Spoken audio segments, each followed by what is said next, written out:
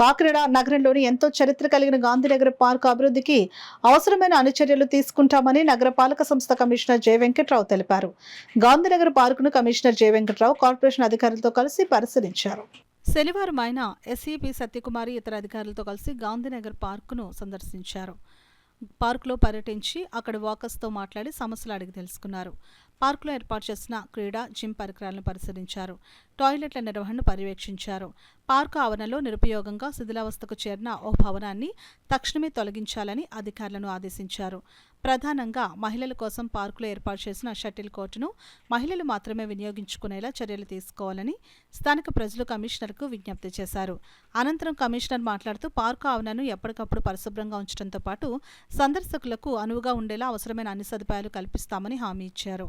ఈ కార్యక్రమంలో నగరపాలక సంస్థ ఈ Madhavi, MHO doctor Prithvicharan, sanitary supervisor Rambabu, sanitary inspector Ravivarma ఇతర ఉద్యోగులు పాల్గొన్నారు.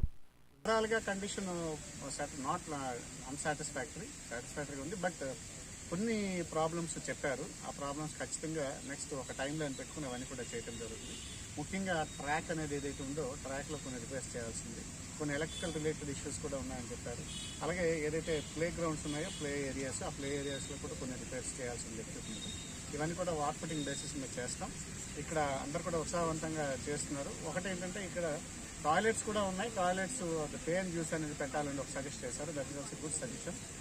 ఉన్నది టాయిలెట్స్ బాగున్నప్పటికీ కూడా ఇంకా పే అండ్ యూస్ పెడితే రెగ్యులర్ మెయింటెనెన్స్ ఉంటుంది, ఇంకా బెటర్ కండిషన్లో ఉంటాయి. కాబట్టి అది కూడా చేయిస్తాం. ఇమీడియట్గా డెసిషన్స్ తీసుకుంటున్నాం. కొన్ని ఒకటి రెండు డిస్మాంటిల్ చేయాల్సిన బిల్డింగ్స్ కూడా అవి వెంటనే కౌన్సిల్లో పెట్టి డిస్మాంటిల్ కూడా చేస్తాం. ఓవరాల్గా ఇక్కడ ఉన్న అసోసియేషన్ చాలా ప్రొయాక్టివ్గా ఉన్నారు. బాగా వాళ్ళు కూడా పార్టిసిపేట్ చేస్తున్నారు. కాబట్టి ఖచ్చితంగా వారి యొక్క సహకారంతో ఈ పార్క్కి డెవలప్ చేయడానికి ఇమ్మీడియట్గా చర్యలు తీసుకోవడానికి మా సిబ్బందిని కూడా పిలవడం జరిగింది.